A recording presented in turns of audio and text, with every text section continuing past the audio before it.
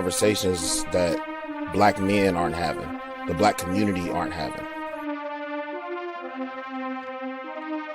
This came from so many conversations Brandon and I had.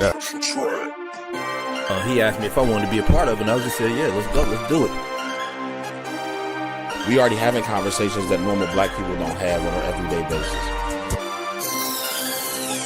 We've become more than friends. You can make millions. Excuses. You can't do both. Shit, self-improvement is the key. Whatever you do it great so they can't afford it. Normal Convos pod. That was terrible. Was that echoing on your side? It wasn't, but it told me my browser won't play my play the video, but it's cool. Yeah. Sorry, y'all. I don't know how this gonna sound on the recording.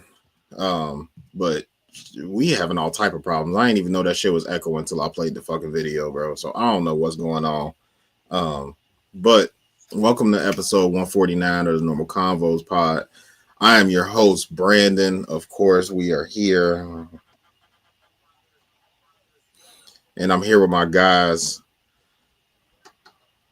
At least one of my guys. Yo, it's Bobby. Let's get to it. Yeah, I'm here with one of my guys. That other nigga, man. We got to fire him, bro. We say that shit all the time. We got to fire this nigga. That third shift kicking his ass, boy. Why hire him? He very obviously quit. Facts. We'll show up on the couch with a mic in front of him like Joe did with Rory and Mal. Man. But yeah, we here, y'all. We here for another week.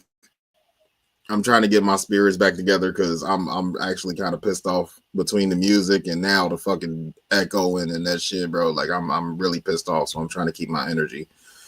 Try to get my energy back up. What's up, Lisa? How you feeling? But yeah, either way, we here. I don't know how this episode is gonna sound as y'all are watching it or when y'all go back and watch it. I don't know how it's gonna sound when y'all go listen to it. But we trying, bro. We trying. We getting there. But you know, without further ado, let's get into it. Dior, what's popping? Deep breaths for sure. Fucking for sure, bro. I'm over here livid, bro. I ain't gonna hold you. Says no echo. It sound regular. Oh, okay. It was only echoing when I was doing the when I did the intro video. For whatever reason, when it was coming through my headphones, the intro video was echoing. So I don't know. But if it sounds good now, that's at least, you know, one of my shits. Definitely G. Definitely fuck Rory. We thought Rory was one of us. That nigga bugging the fuck out, boy. AOG, I sent that to the big group chat just for you because I know how much you hate Rory. Nah, G definitely hate Rory. He been hated Rory. Nah, facts. You can't even, I mean, shit, at this point, you can't blame him. I mean, it's every bitch ass, this mother, nah, let me go ahead and kick his back in, Brandon. Hold on, I got it. Go ahead. Every bitch ass, this motherfucker, he don't want to fuck with us no more. He barely, he gonna come in, hey, fellas, hey, how y'all doing? Like he half sleep. He over at his house being Winnie the fucking Pooh. Fucking all these hoes. Everything is more important than the pod to Everett. Fuck Everett. Fuck that bitch ass Everett with his tight t-shirts and his fake smart sounding that. Fuck Everett. That nigga's the king of the medium shirt squad. Hold on, what'd you say? I've been telling y'all for years he fake, bro. Yeah, fuck Everett. Hold on, y'all. You already know what I'm about to do. You already know where I'm on. You already know where I'm at. Hold on. Give me two ticks. See, how you. I know, right? That nigga's 10 toes up university. We got to make that shit a shirt. Yeah, not too much of my people. Fuck Everett. What the fuck you mean? Fuck you there, Everett. Hold on. Oh, shit. This is why I love us. Yeah, I'm telling him to his face. If he answers, shit. No, Everett cool, Rory fake. No, fuck Everett. He fake too. So everybody fake. Fuck it. Man. But nah, what's been up with you these past couple of weeks, Bobby? Letting Everett have it. Hey, all right, Demontre, we love you, man. So I might calm down on it. If he answers the phone, I'll calm down on it. I'll chill. He sleep. I'll chill. Oh, this bitch.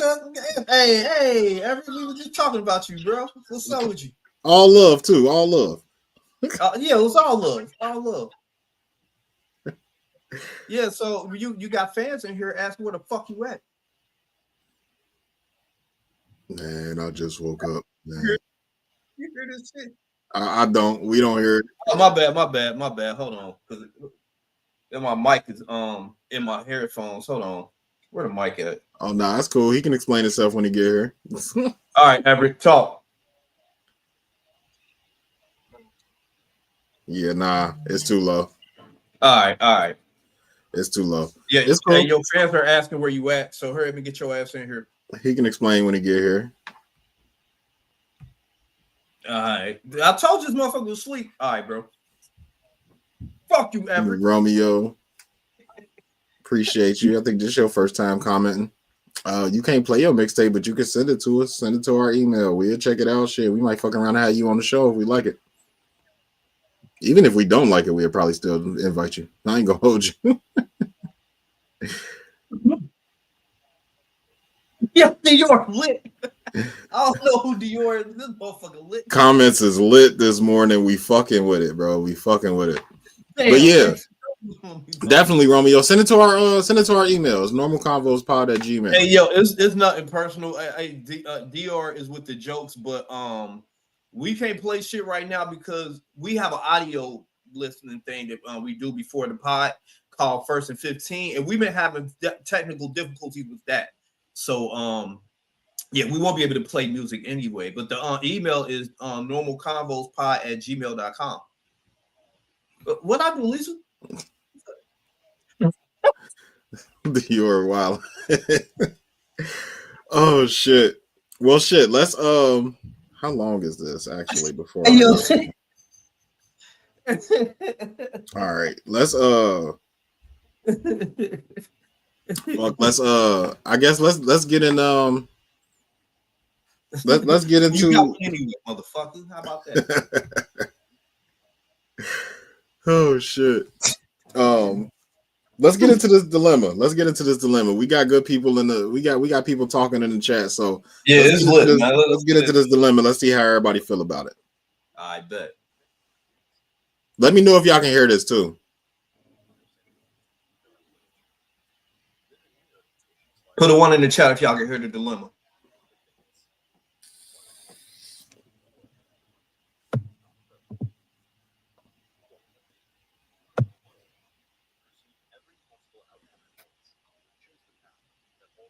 That was me.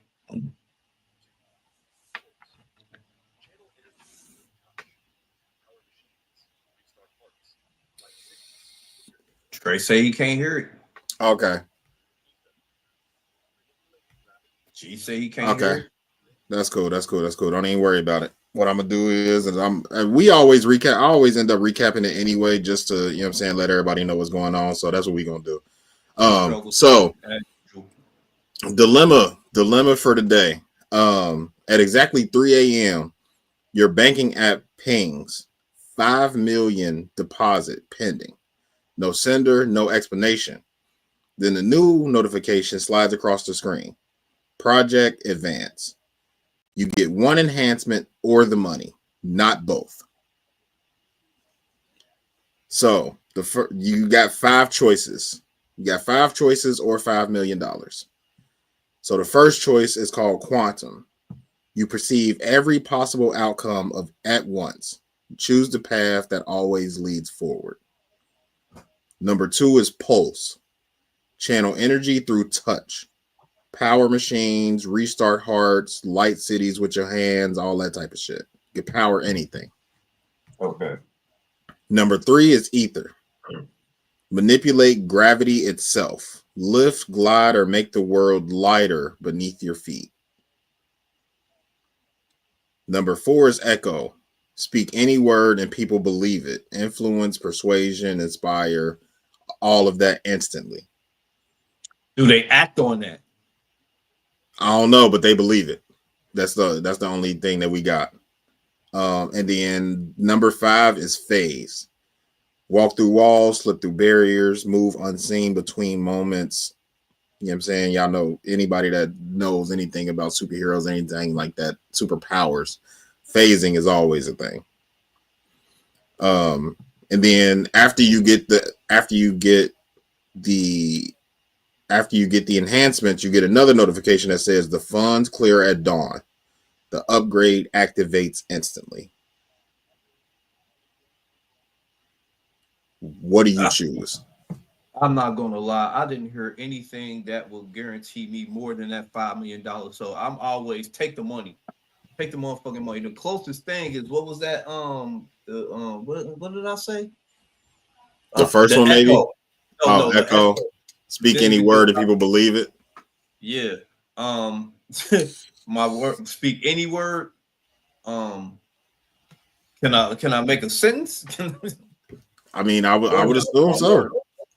If you tell a nigga I'm a billionaire, does the money just show up in your, like, they believe it, but do the money show up in your account?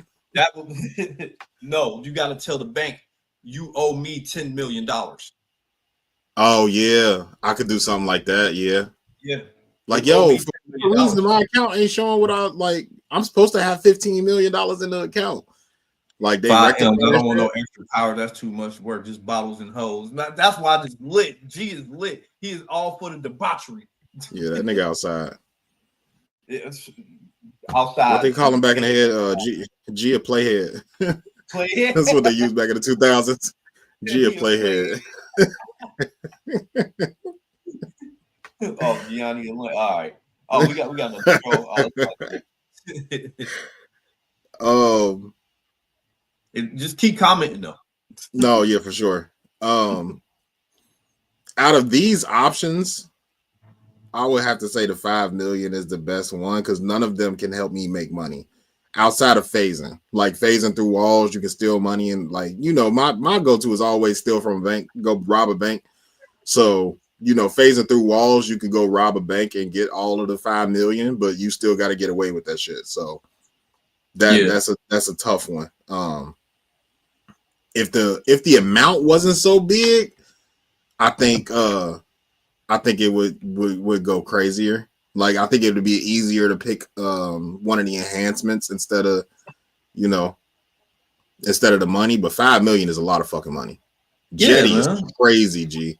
We Jetty. Jetty is crazy. He brought back some old school shit. Zimby in this beach. What's popping, my guy? Tax was good with it.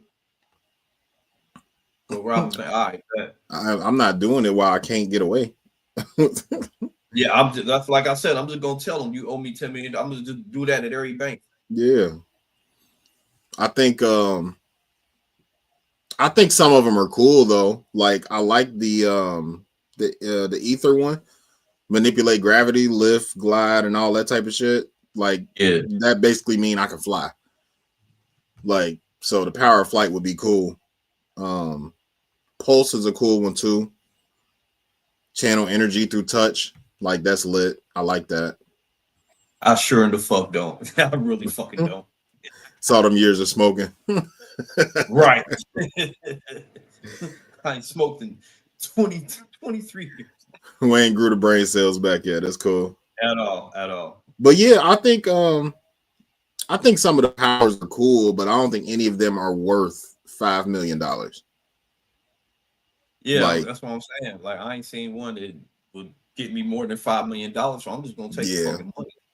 And if I had 5 million to blow, like, I couldn't see exchanging the 5 million for any of these. I know. Except for quantum. I like quantum the most.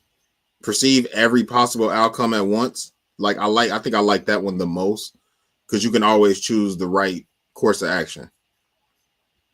Like, for me, I feel like that's the only one, like, that would help you get to the 5 million.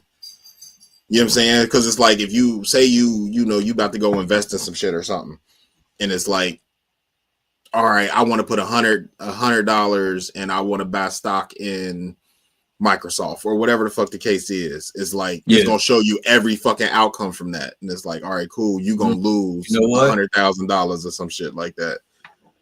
Like I feel like quantum is the only one that you could use to make money legally.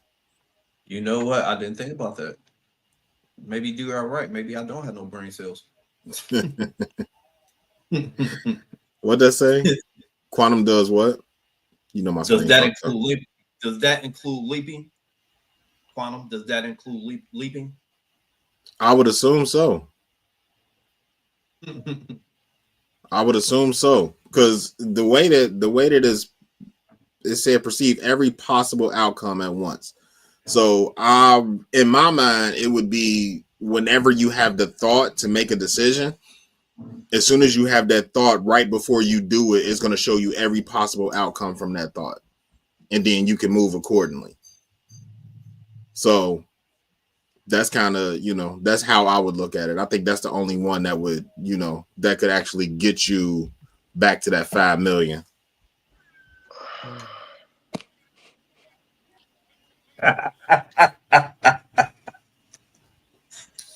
Oh shit. Okay. Yep. What's going on, everybody? What I tell you? What did I tell you? What? As if on cue. Ban you from gambling. Yep, they definitely. Yeah, nah, they definitely ban you from gambling. We're definitely not allowed in the casino at all. Yeah, that's true. They get you up out of there for that. Nah. Yeah, sure. Yeah. Man. I ain't gonna run it back for you.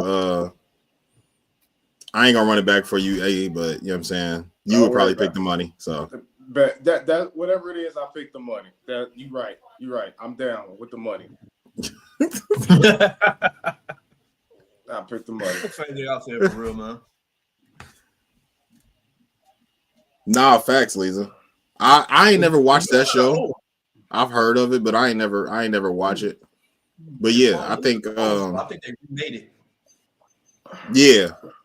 And I think that's a different version of the quantum shit. Yeah. But yeah, if it worked like that too, then I mean I wouldn't be above it. But outside of quantum, I think the 5 milli is the best option.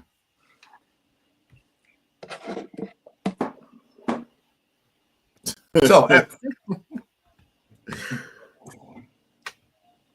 Ever, we have another troll.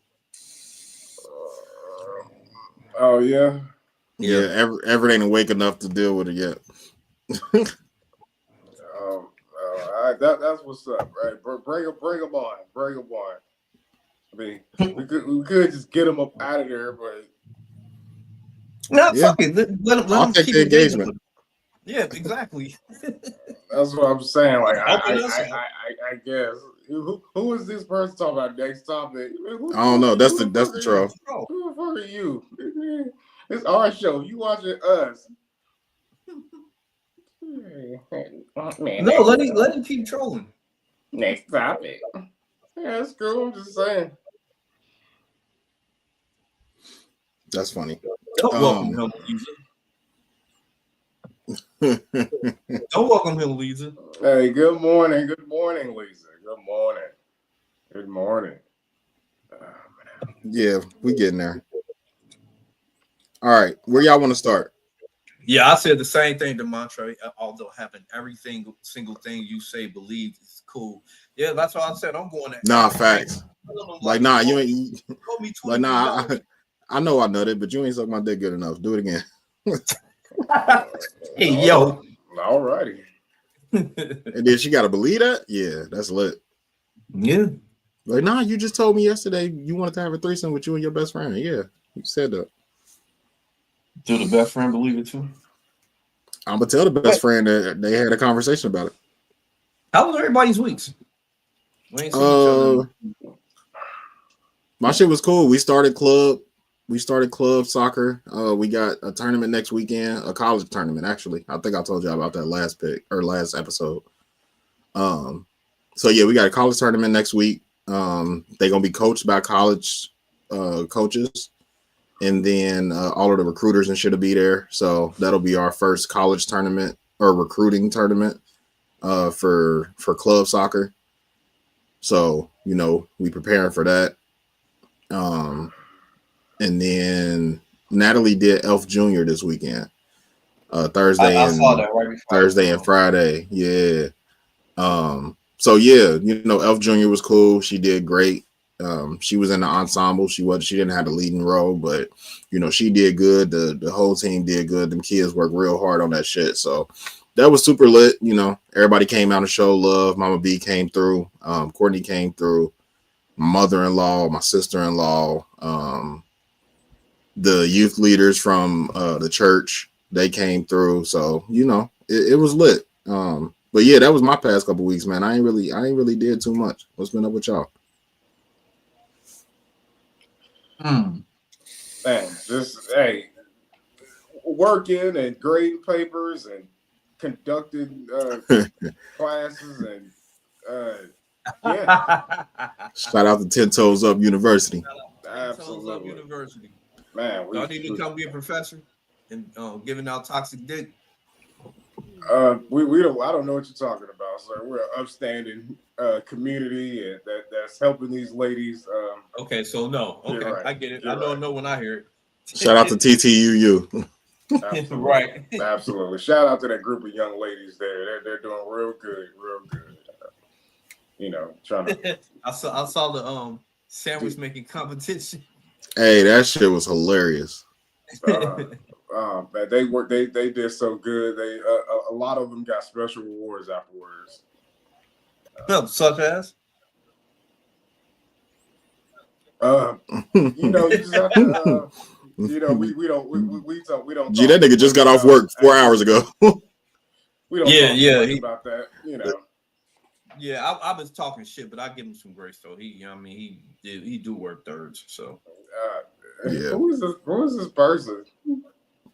Don't know, but they giving us comments so they can rock. Yeah, just let them do their comments. As long as it don't become long as it don't become personal or this.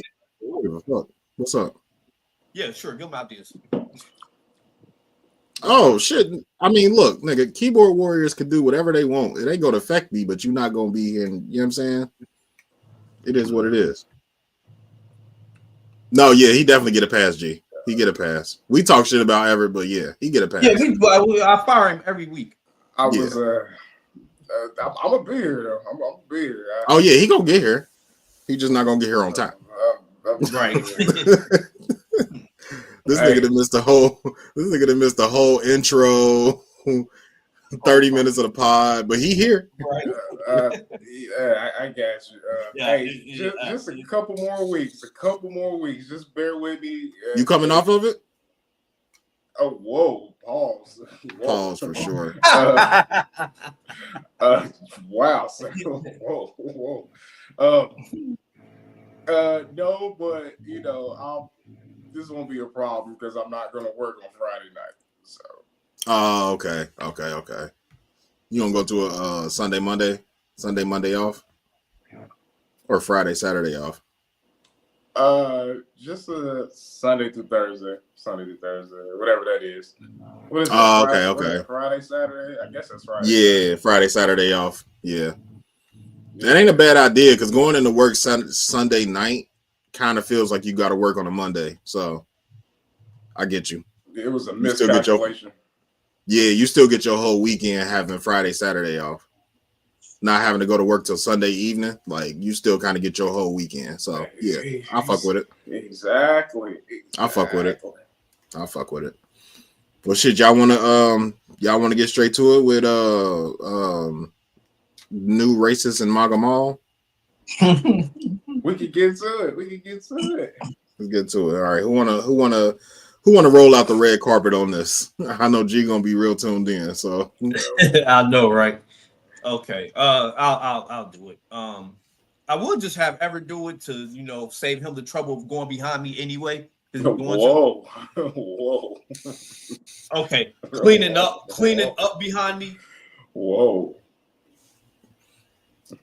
Cleaning up behind me ain't too much better, but let's just continue. Okay, cool. So for those who don't know, Rory of the new Rory and Mal podcast, formerly of the Joe Budden podcast, has G say about to call it. Uh-oh. Please do. Please you have to call my number because I took the number off the shit. I got tired of enabling the fucking Google shit. Right. But yeah, you let us at least get through the explanation and shit, and then you can call in. Okay, so Rory of the new shit. Actually, don't call in, G, because it ain't gonna work. Y'all didn't even hear the dilemma. So whatever reason, my phone shit ain't working. So you can call in. Send him a link. You just gonna be talking to me, nigga. You can send him a link. I can't send him the link. Go ahead, Bobby.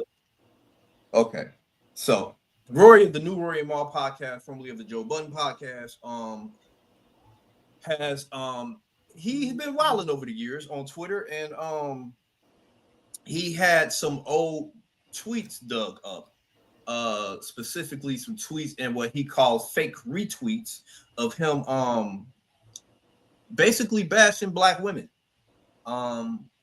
Some of the tweets were one of the tweets were directed toward Beyonce, and the Beehive are going to get him out of here. It's just a matter of time. He's already backpedaling. He was on TMZ apologizing for these for the Beyonce tweet. But yeah, for the past 2 days, the internet has been letting him have it. He has went into Twitter Spaces, and against Mal's wishes, they told him to stay up out of there, but he went in there anyway. And I heard some black dude cussed him out, call him a bitch ass white cracker and all types of shit. They let him have it, kind of rightfully so. You shouldn't have went in the Spaces.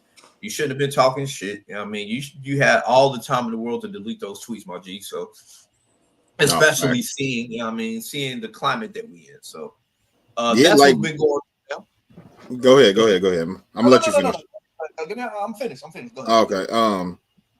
Just on that last point, somebody has said it in a Reddit or maybe in a group chat or something, but there should be a service where they go scrub your fucking Twitter for all of the bullshit that you ever said that could ever be brought back to you for you to be quote unquote canceled. Like with cancel culture, and between cancel culture and the Me Too movement, I don't understand why every celebrity hasn't scrubbed their Twitters about all the bullshit that they said before they was famous or before anybody knew who the fuck they was, or early in their career when you could get that shit off, but it ain't cool no more. Like, everybody got something in the woodwork that could come up. Like, why isn't there a service that, hey, look, here go my Twitter, here go my login information, scrub that shit. Anything that I can get canceled for, fucking delete it. Like, niggas shouldn't even be able to find this shit. Like, unless you screenshotted it back then and you kept it for this long, which is fucking crazy to me, but niggas do it. If that didn't happen, bro, like, I don't understand how niggas keep getting caught up like this. I think they really just forget about it. I mean, for the record, there is a PR firm you can hire to do this stuff for you. It's very expensive, but it's just Twitter. Most people aren't going to use it for that. You can simply just go back and just erase it, really, if you wanted to. You could type a keyword in, like. I think you just forget over time what you were saying back in the day, and you just think, oh, who's going to go back 15 fucking years? And the internet. When you piss off people about you don't think GNX should win and you think Clip should win, which I stand with them, then this is what's going to happen. Yeah. I do think Clips had the better album, but I'm not mad at nobody saying that GNX should win. Same, exactly. These ain't whack projects, you know what I mean? Right. It's just weird, bro. Like, and then for him to be a quote unquote public figure for 10 plus years at this point, like, why are you going on here like?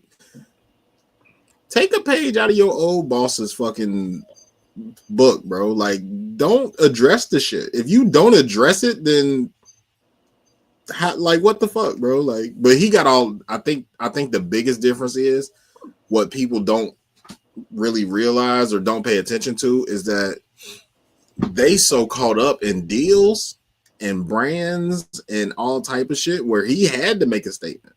Exactly. Where versus, you know, the Joe shit is like outside of Prize Picks, like who the fuck he got to answer to? Like, nigga, I run all my shit independently, bro. Can't nobody tell me what I got to say and what I don't got to say. Sponsored like, by Boost. Yeah, that's what I'm saying. And the volume. That's what I'm saying. Like, they got so many. They got, you know. Definitely shout out to TTUU. But that's what I'm saying. Like, they got so many brand deals and contracts and all type of shit where you can't just go on there and say whatever the fuck you want no more. So when your old shit get dug up, you gotta say something.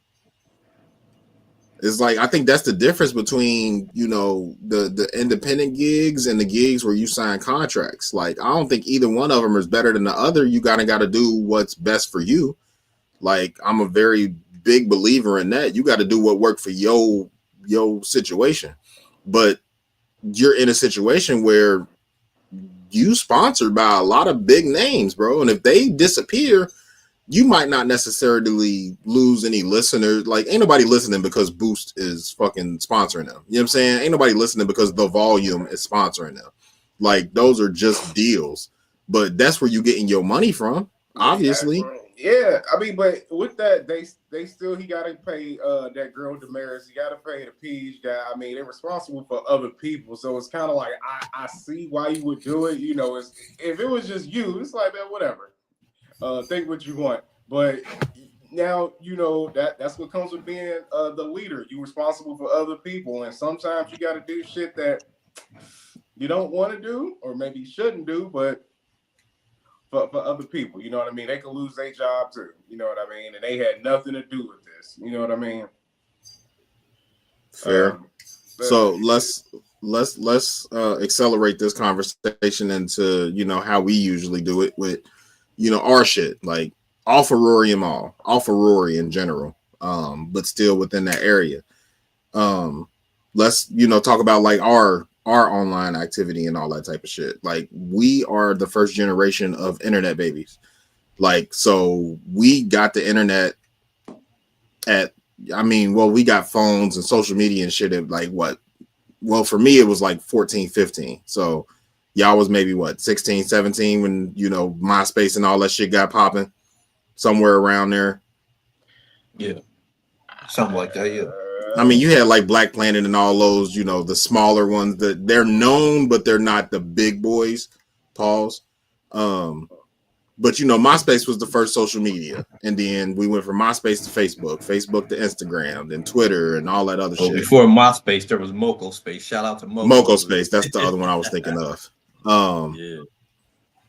But with all of the social media that we've been a part of, and you definitely hope somebody found your OnlyFans. Stop it. Facts. How do y'all feel about, you know, do y'all ever kind of like, we're not famous, you know what I'm saying? Like, we still just three regular niggas, but do y'all ever worry about shit like that? Like, somebody pull up an old Facebook post you made fucking 15 years ago or some shit of you talking shit about something that could be perceived very differently now? Like, do y'all ever worry about that type of shit?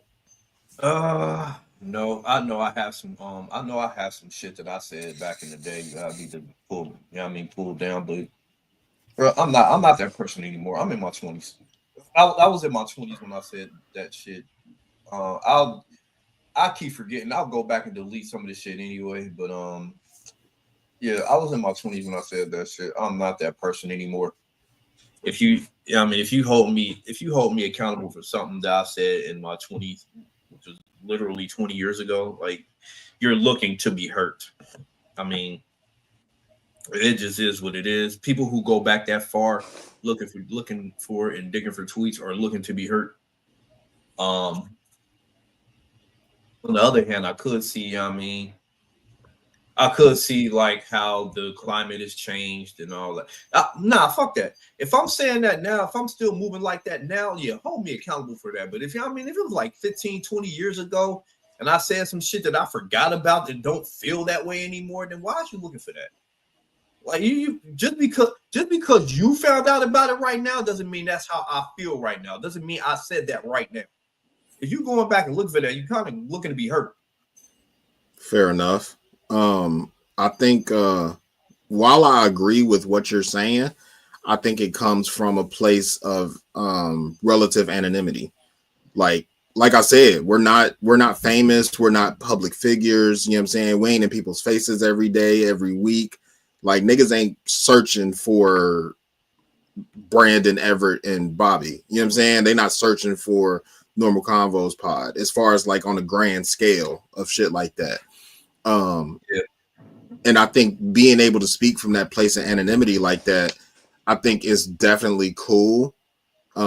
Even just like before said, even in politics, like we not, you know what I'm saying? We not public figures. So we're not front facing as far as this kind of situation goes. So it's easy to be like, well, shit, man, that was 15 fucking years ago. That was 20 years ago, bro. Like, don't hold me to a standard of some shit I said 20 years ago because I'm not that person no more. That's easy to say when you're not somebody's idol or somebody's muse or somebody's motivation or you know what I'm saying, shit like that. But I think when you are in that position of public figure and people look up to you and people idolize you and people admire you and people want to be like you and all that type of shit, I feel like you got to have a different mindset. Like, okay, so what about when, you know what I mean, what about the stuff you said before you became a public figure? You got to do your due diligence and go get that shit figured out. Like, this is Twitter. Like, this ain't like this is written down somewhere in a book and you wrote it with your own hand and somebody found a book of you being on some racist bullshit. This is Twitter, bro. Like, you could have deleted this shit. You could have found a way to get all of the shit that was like, you have to do your due diligence as a public figure to go back and erase the shit that is now problematic because it lives on the internet. It's on the internet. You know what I'm saying? Like, you gotta, if y'all look, if motherfuckers nudes can get leaked and everybody can go find out where them nudes are and get them deleted off the internet, like, we've heard all about this shit before. People do cease and desist. They do all type of shit to get shit scrubbed from the internet. That's a little different. Ain't nobody getting canceled for nudes. Well, yeah, that's not what I'm saying. I mean the process of scrubbing the internet for shit that you don't want on the internet. Like, okay, yeah. If that exists, then as a public figure and as a quote unquote celebrity, you have to do your due diligence, or somebody on your team has to do their due diligence to be like, all right, what can this nigga be canceled for? Like, they canceling niggas for everything, bro.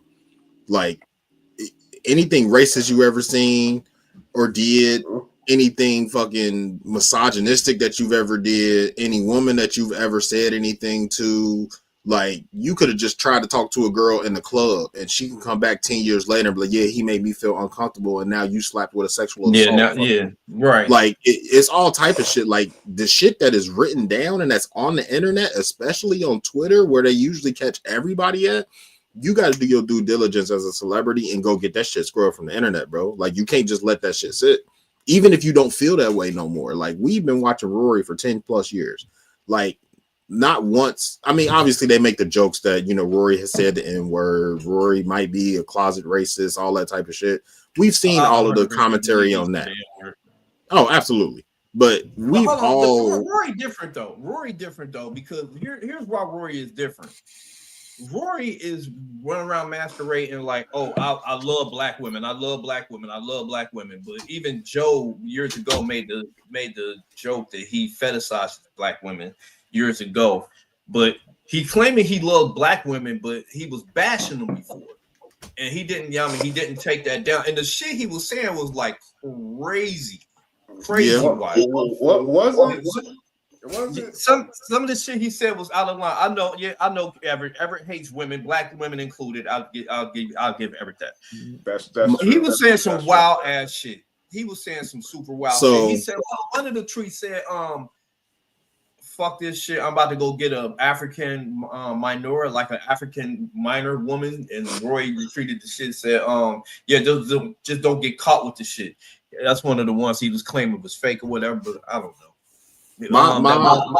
Before you go, Everett, my overarching question, y'all know me, I'm Mr. fucking Devil's Advocate.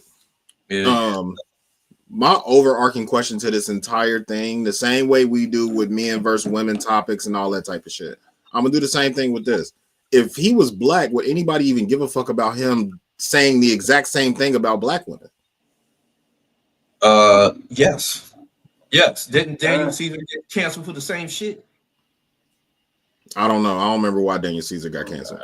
That new album fire too, by the way. That's all that matters. Yep, you right. Yep, right. Bring up the slaps. Yeah, we'll forget all about it. I didn't follow. I didn't even know about Daniel Caesar when he got canceled. So that didn't. You know what I'm saying? It didn't affect me. I was just answering your question. If he was black, would anybody give a fuck? Yeah. But that during the time that, if I'm remembering right, during the time that Daniel Caesar got canceled, that was during the whole everybody's offended by shit era. Like that was like very close to the Me Too movement. That was real close to the BLM movement. Like there was a lot of movements and people being offended by shit going on at that time that he got caught up in it. I could be wrong. Like I said, I didn't follow it. I don't know exactly when he got quote unquote canceled, but I believe that was during a time where everybody was offended by everything. I mean, today in 2025, if that was Mal who said that, like if they were digging up Mal old tweets or ISIS or Imani's, I said I'm playing devil's advocate. I'm saying in 2025, if somebody went back and if it was a black man saying it in 2020, or if his tweets were found in 2025. We do the same thing with men versus women. So we always say, well, if that was a man, nobody would give a fuck. I'm saying the same shit now. If it was a black man saying it instead of a white man, would anybody give a fuck? It wouldn't be this big of a deal. But I mean, I guess it wouldn't matter. But you know, when you do stuff like this, when your whole brand is so focused on people liking you and black women in general, yeah, you kind of have to some degree pander to them, like it or not. But it's true. So, but this is just what comes with wanting people to like you and having a brand that kind of, and you say, oh, I love these people. I got a black daughter, all this stuff. This is kind of what comes with it. Even though when I was reading them, I didn't think that they were that crazy. Like, I really took them as jokes, but I do think people are up in arms because he is white. And unfortunately, man, it's... I like your devil's advocate because it kind of highlights something. It's like, oh, well, he white, so he can't say that. He can't joke like that. People all in their feelings. But for me, I don't really give a fuck. I really just don't. Maybe he shouldn't have said some of that. Maybe not. Oh the fuck well. I'm not. I refuse where I'm at in my life to get mad over stuff. Nah, you right before. Lisa, what's up? Charles said, "What's up?" Hold on. I refuse to get mad over some old ass shit about some old ass tweets. I'm just not. I'm not getting up in arms about this. There's bigger shit to worry about than some old ass tweets. Who gives a fuck? I agree. That's kind of where I'm at. Like, come on, fam. Like, these is old tweets. You know the people who I respect. You be like, yeah, I said it, and right now. The only people. Hold on. One second. Go ahead. I think there's a difference between apologizing and just acknowledging it. Like, yeah, I said it. You know, I'm not that person anymore. However, I did say it. You know, it was a joke, but it's kind of like you don't necessarily have to apologize if you choose not to. But I think sometimes in life, accountability. You have to just stand on it. Like, just accountability in general. It's that. I am perfectly aware that at some point someone could go back and look up shit that I've said or done or posted and getting their little feelings about it. I've decided any episode of the Normal Convos pod, you can find something to cancel Everett. Yes, absolutely. All 149 episodes. And there's going to be more after this. It's going to be some in 2 weeks from now. I've decided for me, I'm just going to stand on it. Yeah. I said all of that. Yeah. And what? What are you going to do to me? What? You go to get me off the internet? What? I barely want to be here anyway. What are you going to do to me? So I'm just not going to cry about this. I mean, people are in their feet about this.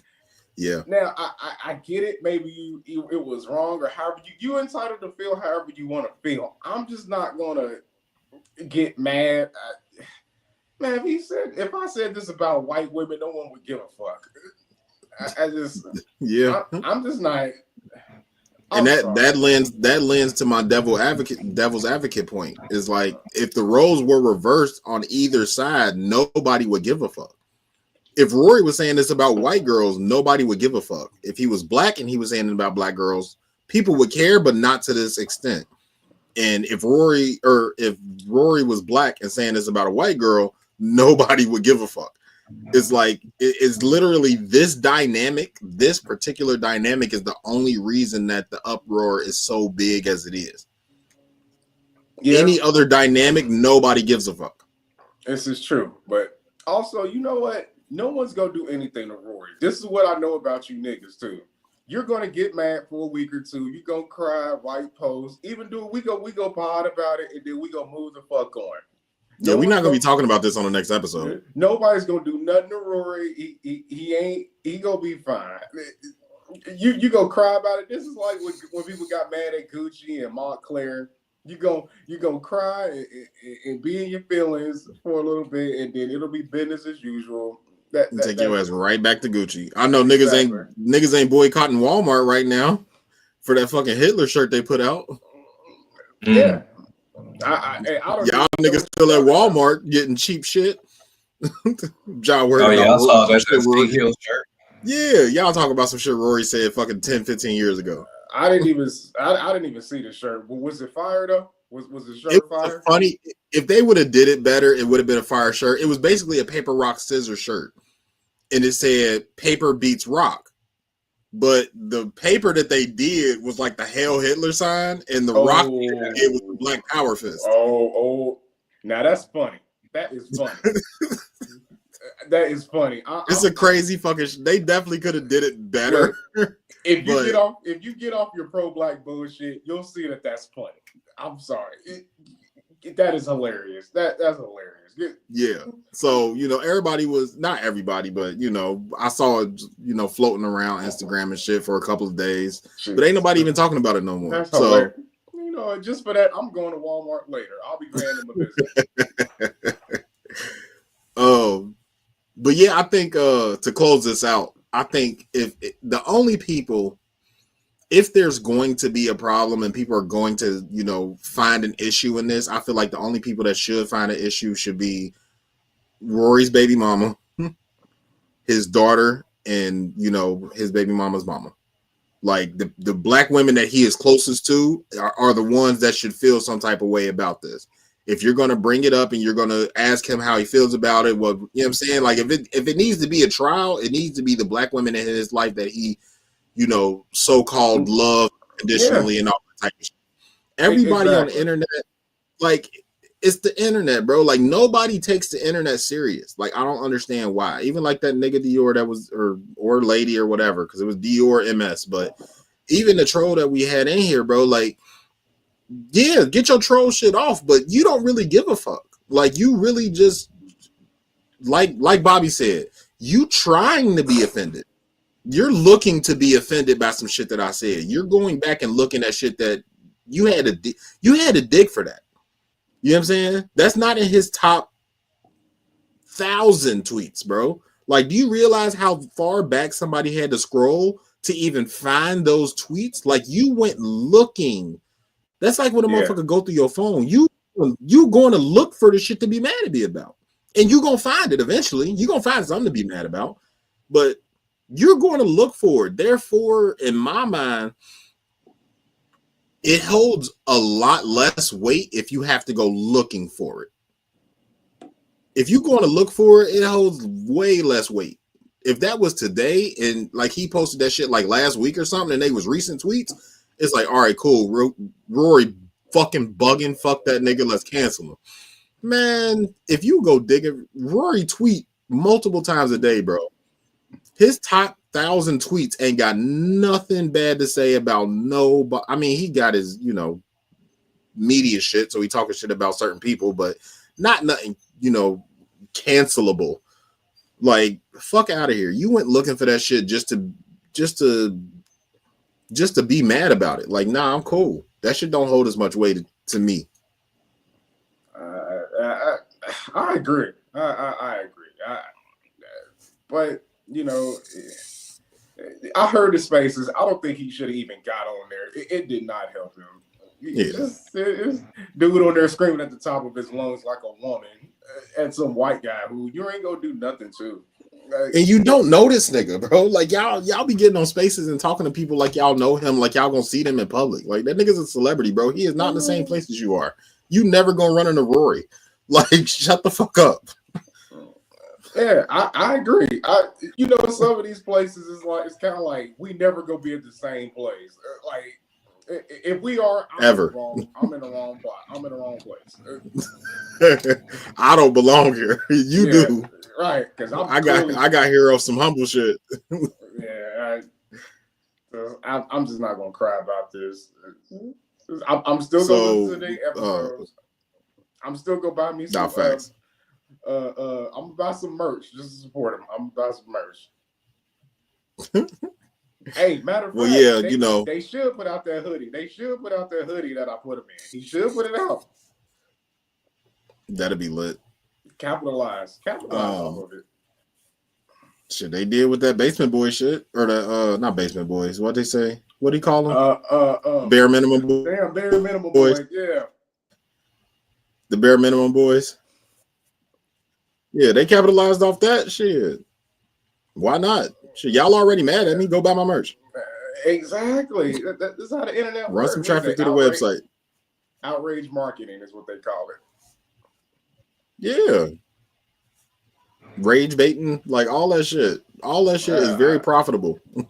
Yeah. Y'all niggas and y'all morals don't be wanting to deal with that shit, but that shit is profitable as fuck, bro. All that shit is profitable. Rage baiting, outrage marketing, that shit is real. Exactly. And niggas is making millions off that shit. Millions. Get it. All that morality shit, that's for you broke motherfuckers. Get that money. Broke people are the only one that have morals.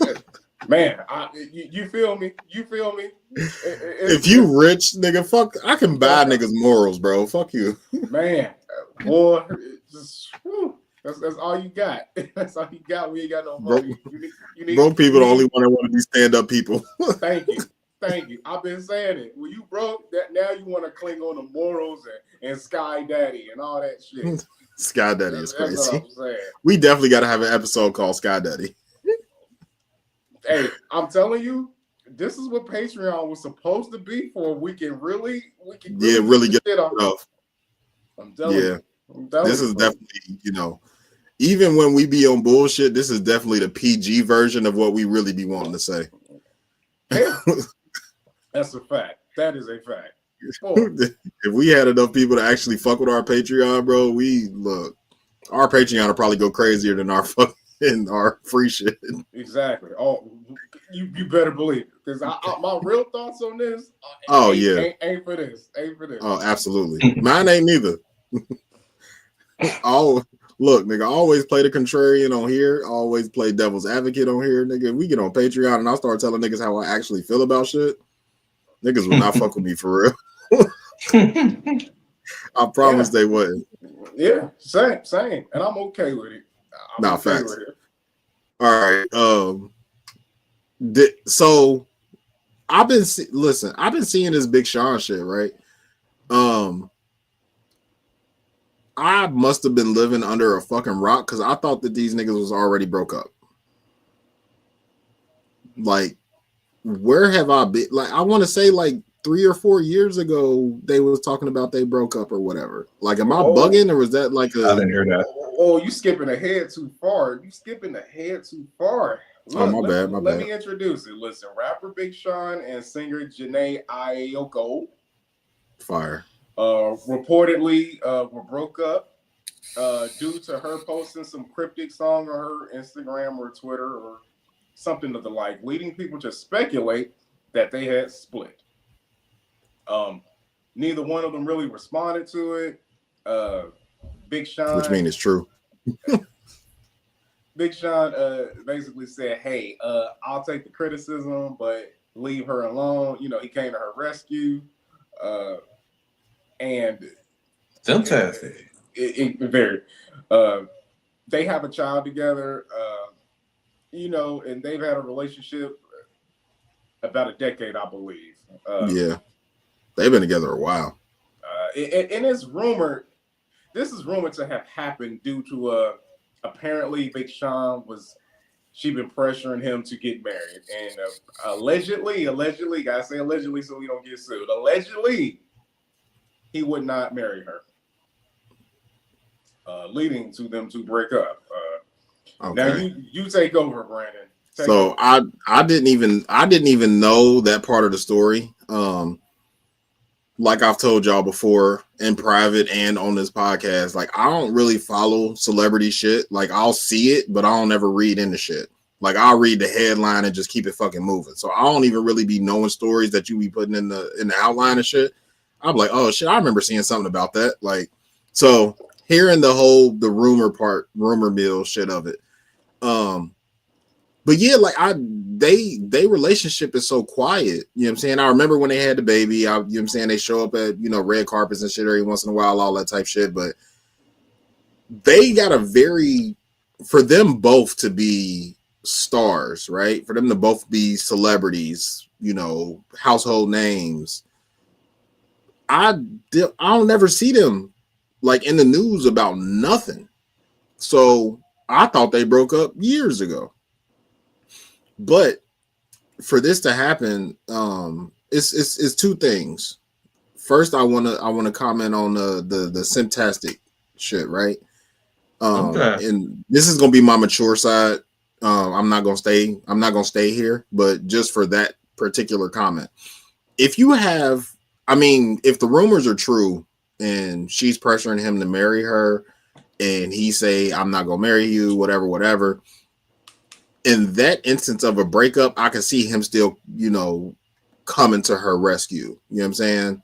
Because I don't hate her, but we're at an impasse.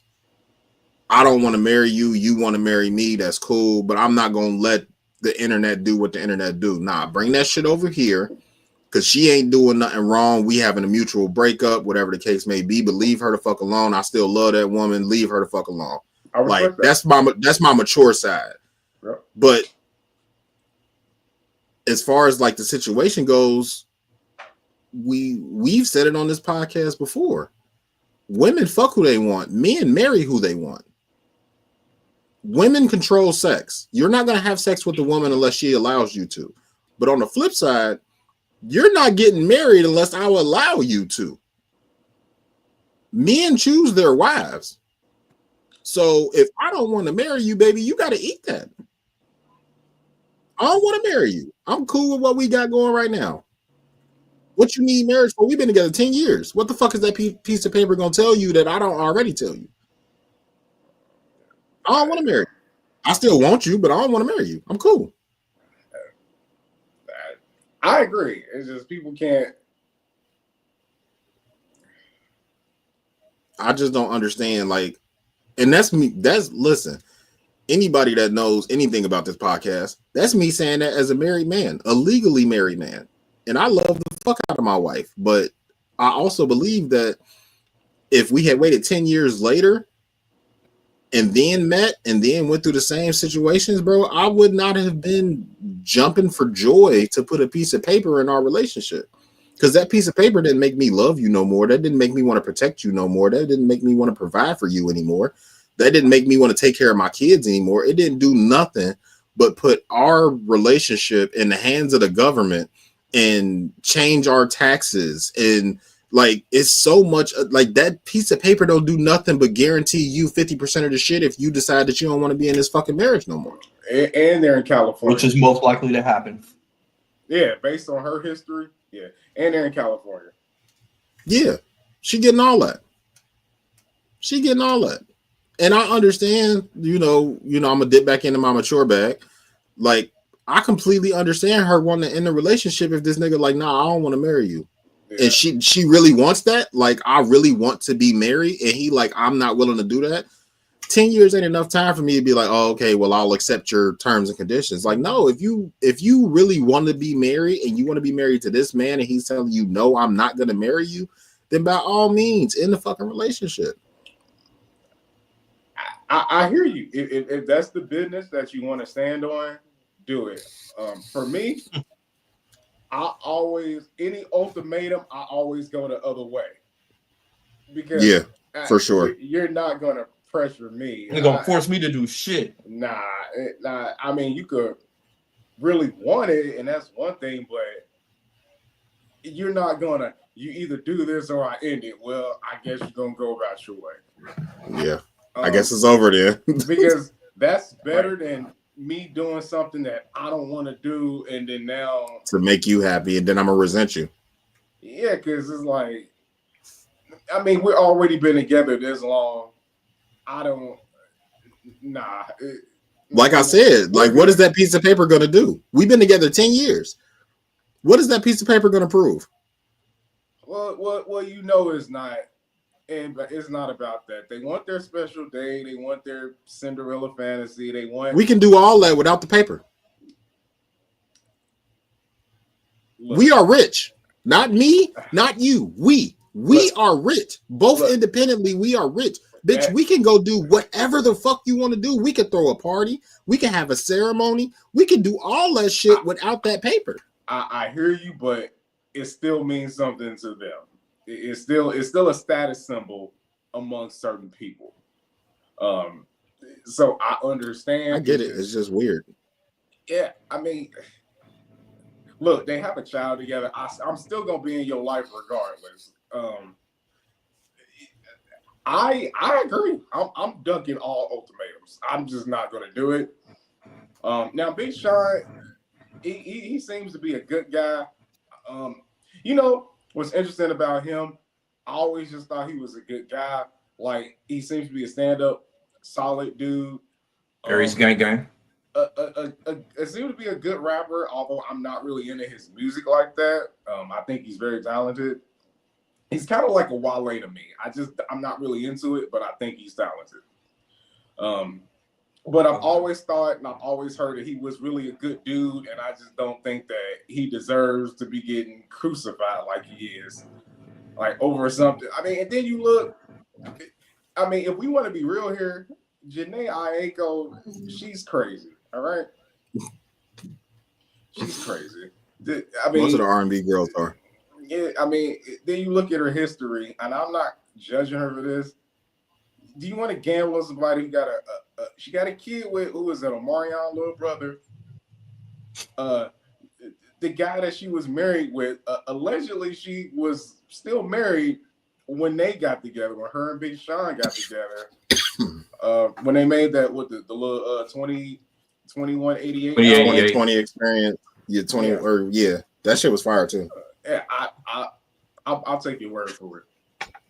Now apparently there was some overlap in their relationship, so it's kind of like her history ain't shown she could even hold some shit together.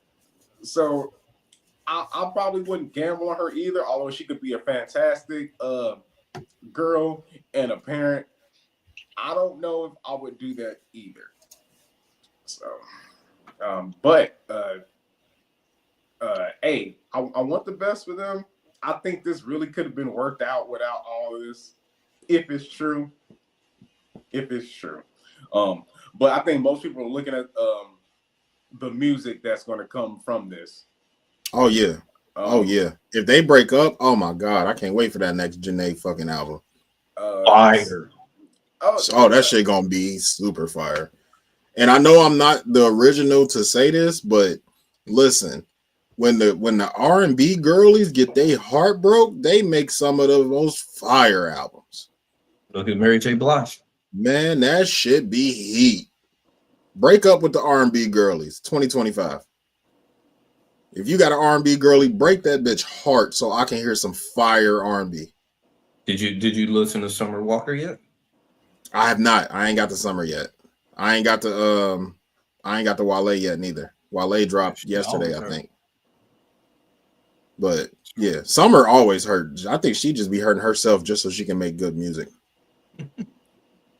Once again, she's crazy. No, Summer definitely crazy. That is crazy. Finally over it. Finally over it. She finally over it. That's she been crazy. Over it for 4 albums now. Just three, but it's cool. That's too much. That definitely means she's not over it, but okay. Exactly. She definitely not over it at all. Mufaro is a fool. Bobby, where you sit on this topic? Oh, I don't give a shit. People. Alrighty. Okay, well let's take it off. Let's take it off the topic then. Let's do the. How do you feel about the? Oh shit! Go ahead then. My bad. No. Go ahead. Take it off. What were you saying? My bad. I mean, obviously, it still pertains to the topic, but more of the normal convos part of it.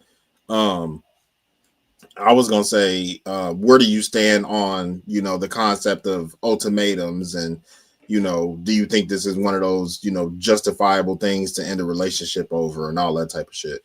Mufaro, shut up, nigga. You're a fucking idiot. Okay, so first, what it was a 2-part question. Where do I stand on ultimatums? What else? Do you think this is one of those justifiable breakup reasons? Yeah. Okay. First of all, ultimatums are very, very selfish and childish. Don't present me with an ultimatum. I feel like Everett, I'm going to go in the other direction because you're trying to force me to do something that I don't want to do. And if it's something that I don't want to do, there is a reason for it.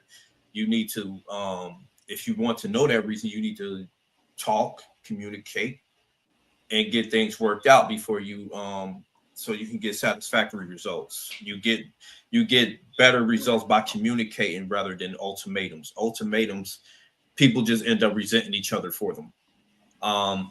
Don't present me with an ultimatum. I will ignore the fuck out of you, probably leave you the fuck alone, and probably be real shitty about it. I hate that shit. Don't do that. It's childish and it's immature. Don't do that shit. You're a fucking adult. Use your fucking words. Is it one of those things to break up over? Which part is what, the ultimatum or the fact that they aren't married? I think they kind of go hand in hand because the reason that they're not married is the reason for the ultimatum. So I would say, what's the reason to be married? I mean, obviously we don't have enough information, but if we want to do a quick scenario, let's just say we've been together 10 years. We have a child together. We are, deeply in love. We care about each other. We feed into each other. We pour into each other. We speak life into each other. We do all of the lovey-dovey. Yeah. Let me stop you right there. Let me stop you right there. None of that means shit. If both people ain't ready for it, it don't mean shit. You can have all that shit in the world, but it don't mean a motherfucking thing. You can love me all you want to, but if I'm not ready to be married, then that's good enough reason not to be married. I might not be there yet. I might still be selfish. I might still I might still want to be a fucking hoe. There's reasons for that, but you need communication, and you need to have these conversations with a motherfucker to know whether or not you want to get married, when y'all want to get married. If this is something that you're serious about, have this conversation in the beginning. This is a very serious conversation. This is a very serious subject in all relationships. Marriage is going to come up because somebody is eventually trying to get married. Nobody's just dating for no reason. Yeah, I agree. Nobody is dating for no reason. Somebody is eventually trying to get married. So if y'all doing that, y'all need to have a conversation and see where the other one lies. And you need to check in often because, as I've said before, many times, as times change, so do your priorities, and as extension, so do you.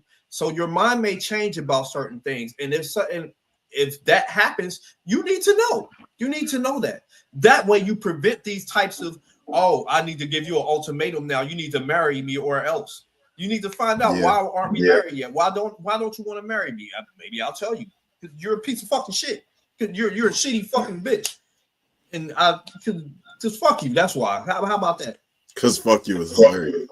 Yeah, I mean, there could be reasons why. Like, yeah. And I completely agree with you because it's one of those things. They don't know how to be wise. They ain't ready to be wise. These bitches are shitty. That's why. Fuck y'all. They ain't shitty. How about that? You get on my toxic shit. So I agree. I agree with you. In particular, the part where you said when as time changed, people change. Because in the beginning of our relationship, I could have been, very open to the possibility of marriage and all that type of shit. And then over time, that could change. Like, just like I said with me when we first started this, like, I'm a married man, a legally married man. Like, when we first got together, even when we did get married, like, the concept of, legal marriage was, I want to be a husband. You know what I'm saying? Like, I remember having those thoughts of, I want to be a husband. I want to do this. I want to do that. Like, as I grew, I started to understand more that piece of paper didn't, like I said earlier, it didn't make me want to provide anymore. It didn't make me want to love her anymore. It didn't make me want to protect her anymore or the family. It didn't make me want to buy her a house any more than I already did. Like, nothing changed outside of the legality of our relationship. So like I said, over time, shit just changes. You know what I'm saying? So obviously, I'm already in it. I'm not about to get divorced just to prove a point or no shit like that. But if in 2025 and we started a relationship, so we got married, me and Justine got married 5 years into our relationship. If we had met in 2020 and in 2023, 4, whatever the case was, she was talking about, well, I want to get married. Like, we would have had a very deep conversation about, I don't need to put a piece of paper in between us to show you that I care about you, to show you that I love you, to show that I'm going to provide, protect, and nurture you. I don't need a piece of paper to do that.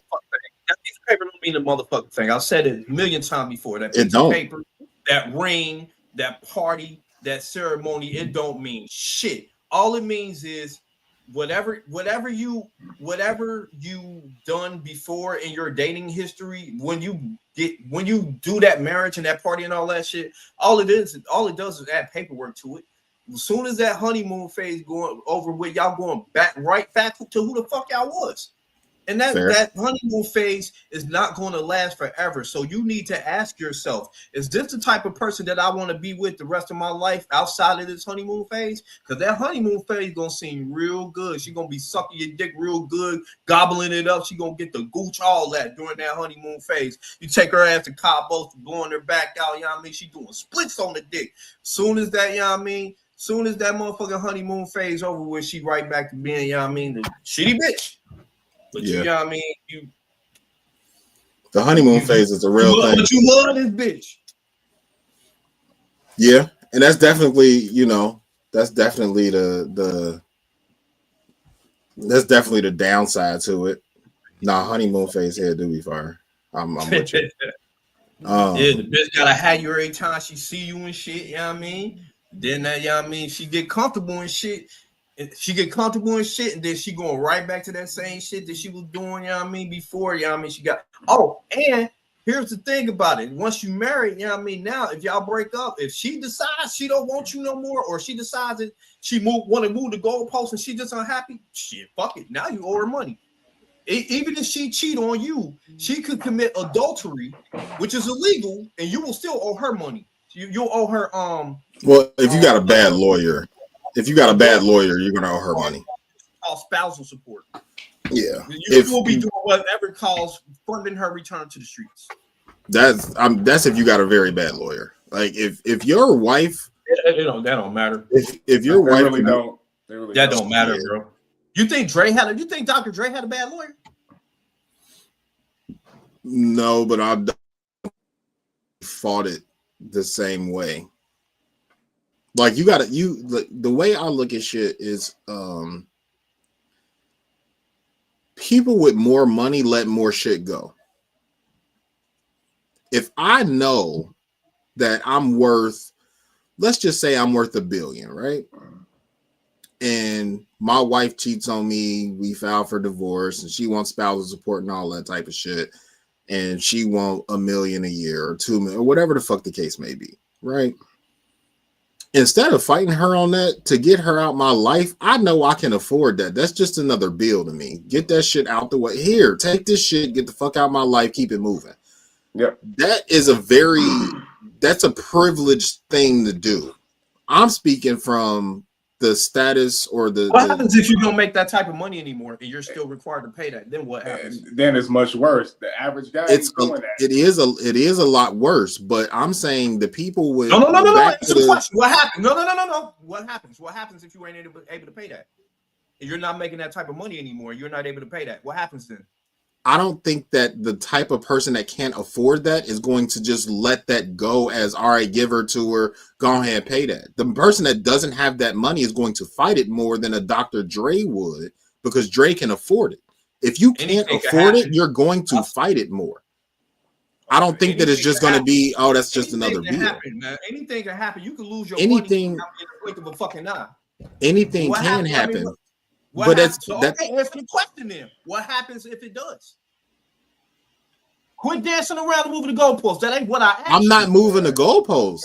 Answer what I asked you. What happens if you can't make that money anymore and you can't afford to pay that? What happens? You fight it. I don't understand why you think I'm moving the goalposts. Because you're dancing around, you're not answering the question. You said, I think what happens if a person can't afford.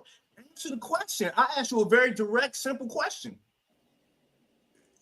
I think we're getting a little bit off topic here. I think we're getting way out there. Oh no, but I mean, we go on tangents all the time. All right, you're right. My bad. I'm still with you, Bobby. I'm still with you. I won't take us off topic. No, my bad. Go ahead. Look, we can do whatever. We're not sponsored by nobody. We can do whatever the fuck we want on this podcast. All right, well, let's rock, man. Let's rock. rock out. I've already decided, but go ahead.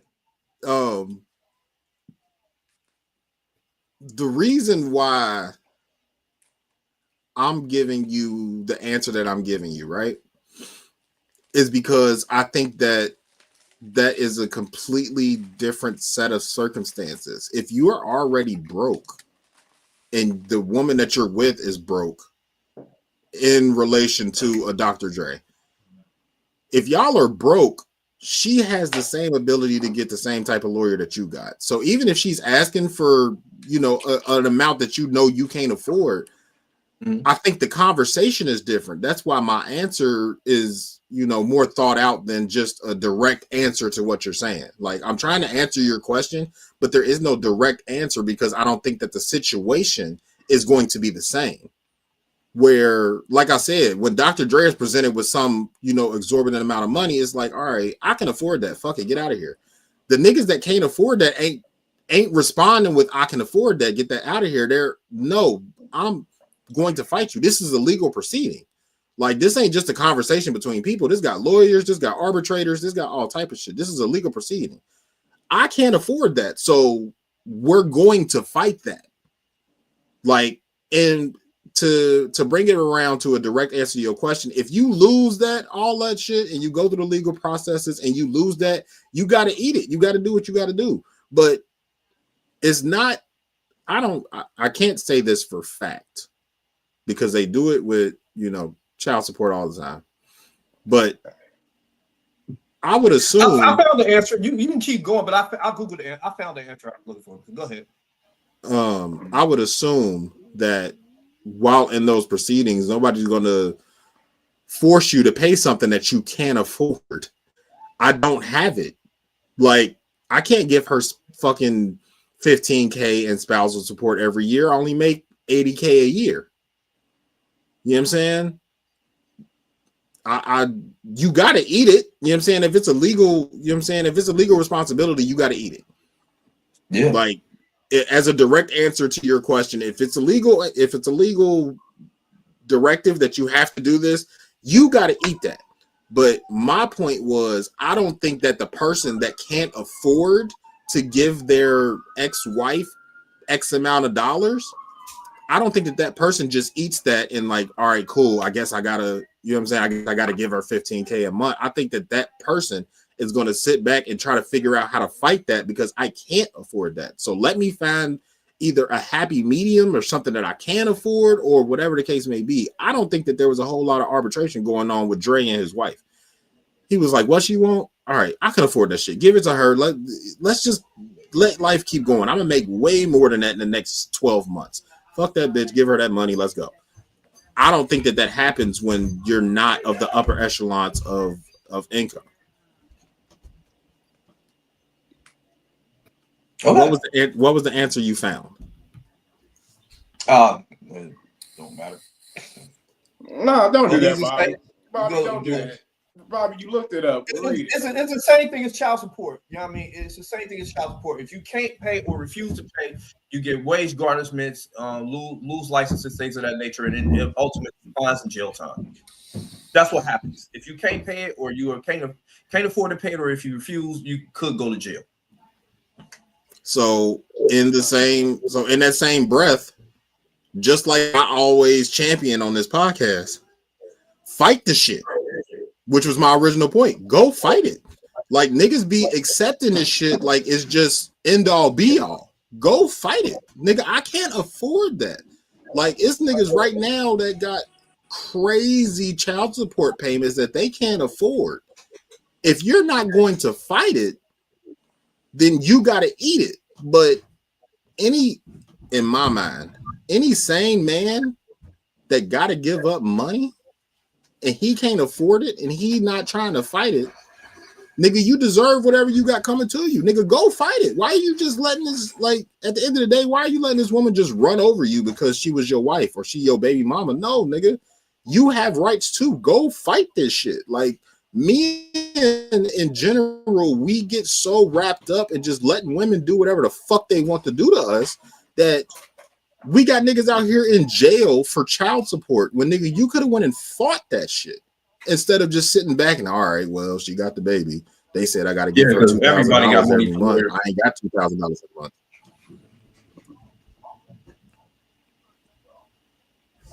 Go make the money to get lawyers then. You don't have to have Johnny Cochran. Like, there are cheaper lawyers, but that don't mean that you, like, do you just give up? I don't know. I can't. It's hard for me to have this conversation with people because I don't deal with child support. I don't deal with spousal support. I'm not paying no woman out of my pocket nothing that I don't want to give. So I'm not forced to give my wife any money or anything like that. So I can't speak from the plight of somebody that's on child support or on spousal support. I can't speak from that. I'm saying what Brandon would do. Brandon is not just handing over money because the court said it. No, I'm going to fight that. Whatever the fuck I got to do. Oh, this lawyer didn't get me what I needed. All right, cool. Fuck that nigga. I'm going to go make some more money. I'm going to go find me another lawyer. We going to figure it the fuck out because I can't afford that. I can't afford it. So what, like, I don't understand the point where, you know, a lot of men just say fuck it and just do whatever the court say when you have just as much right to go to court and fight that shit as the woman does. Why do we bend to what women want just because they went to, like, these bitches be having court-appointed lawyers. Like, it ain't hard to be a court-appointed lawyer. No disrespect to anybody that's a court-appointed lawyer, but